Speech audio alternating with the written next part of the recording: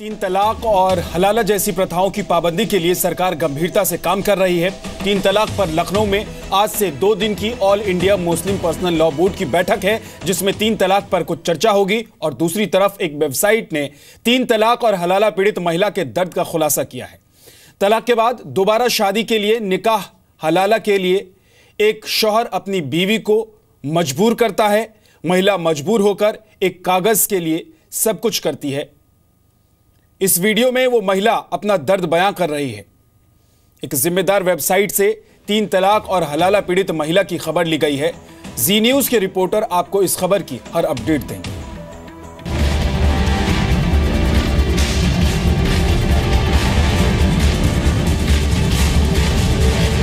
देश में प्रधानमंत्री नरेंद्र मोदी और उत्तर प्रदेश में मुख्यमंत्री योगी आदित्यनाथ तीन तलाक से मुस्लिम महिलाओं को आजादी दिलाने की पुरजोर कोशिश कर रहे हैं। अगर कोई हिंदू मां के गर्भ में बेटी को मार देगा तो उसको जेल के सलाखों के पीछे जाना पड़ेगा। वैसे ही मेरी मुसलमान बहन, उसका क्या गुनाह? कोई ऐसे ही टेलीफोन पर तीन तलाक बोल दे और उसकी जिंदगी तबाह हो जाए? क्या मुसलमान बेटियों के हकों की रक्षा होनी चाहिए कि नहीं होनी चाहिए? मुस्लिम समाज की एक बड़ी आबादी ऐसी है कि जो आज भी न्याय से वंचित है, और खासतौर पर ट्रिपल तलाक के नाम पर जिस प्रकार का मानवीय अत्याचार उन पर होता है, हम लोग स्वयं इस बात को देखते हैं कि रोज इस प्रकार के मामले आते हैं। देश की सर्वोच्च अदालत इस कुरीति के खिलाफ है। खुद मुस्लिम महिलाएं तीन तलाक और हलाला जैसी रीतियों को कुरीति मानती हैं और इससे मुक्ति चाहती हैं। तलाक का जो नियम है इतना ढकोसला, उसके तीन लफ्ज़ थे तलाक तलाक, और हमारी तीन जिंदगियां तो मतलब इतनी बेकार जिंदगी है जो तीन लफ्जों के वजह से सारी जिंदगी खराब हो जाती है इंसान की। कहने लगे प्रूफ नहीं होता है हमारे इस्लाम में, आदमी बोलता है और तलाक हो जाता है। हमने कहा अच्छा निकाह होता है तो औरत और आदमी से दोनों पूछा जाता है, दोनों की रजामंदी होती है, और तलाक एक की मर्जी से कैसे हो जा रहा है? हमें योगी जी से ये आशा है कि वो हम औरतों की जरूर सुनेंगे और हमें इंसाफ दिलाएंगे।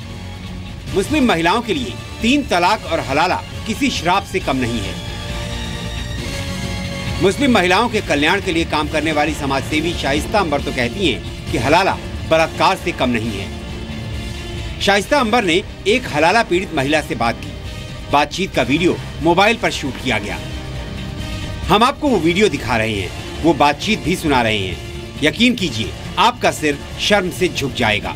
हलाला पीड़ित महिला की बात सुनकर आप हैरान हो जाएंगे। खुद से पूछेंगे कि क्या वाकई हम 21वीं सदी में रह रहे हैं? बातचीत का मुद्दा हम आपको बता देते हैं,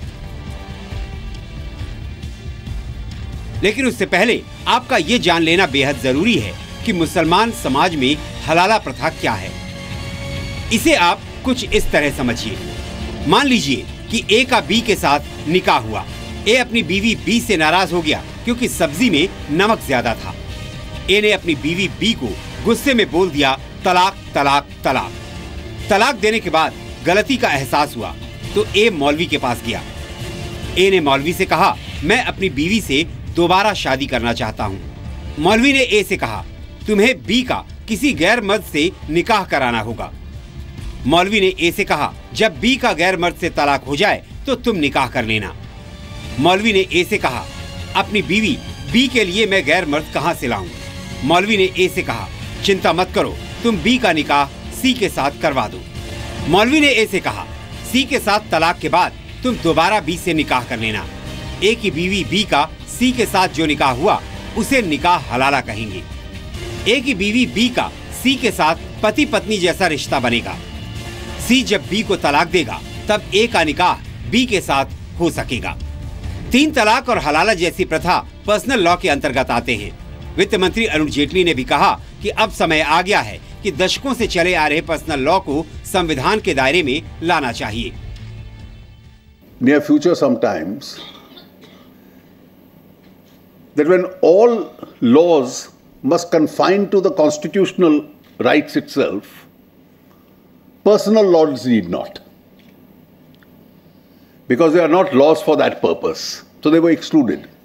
But I'm sure 2017 and the ages that we've gone through in order to reach this are going to be extremely different. अब सुनिए शाइस्ता अंबर ने 3 तलाक और फिर हलाला पीड़ित महिला से क्या बात की और कैसे इस पीड़ित ने अपना दर्द बयां किया। ये निकाह तुमने कबूल किया? नहीं, हमने नहीं किया। मैंने कहा हम नहीं जान रहे, जिस पे मेरे शौहर ने मतलब मुझे डांटा कि देखो दीन इस्लाम के खिलाफ नहीं तुम जा सकती हो, क्योंकि वो कागज में बयां कर रहे हैं। हाँ। तो मेरे शौहर डरे हुए थे। हाँ। शौहर भी डरे हुए थे। शौहर ने कहा कि दीन इस्लाम के खिलाफ नहीं जा सकते, तुम निकाह करो। हाँ, निकाह करो, फिर जो है क्या कहते कौन सा उसके साथ तुम्हें रहना है, एक ही रात की तो बात होगी, उसके बाद वो तुम्हें छोड़ देगा, फिर मैं तुम्हें रख लूंगा, 3 महीना 13 दिन बैठना, वापस निकाह हो जाएगा। जब कागज में लिखा है तो तुम क्यों परेशान हो? ना आए रात में? तब जी रात को वो आए, जब मैं उनसे वहाँ पे कोई नहीं था, जब मैं उनसे बुलाने लगी, क्योंकि मेरे शौहर ने भी ये चीज़ बताया था कि ऐसा कह देना। मैंने उनसे कहा, मैंने कहा सलमान अभी निकाह हुआ है तो वो मियाँ बीबी के तरीके से भी रहना चाहेंगे और मैं मर जाऊँगी। मैंने तुमसे कहा था कि तुम्हारे सिवा कोई मुझे और छुएगा तो मैं मरना पसंद करूँगी, लेकिन उसके साथ रहना नहीं पसंद करूँगी, ना दूसरी शादी मैं कभी करूँगी लाइफ में।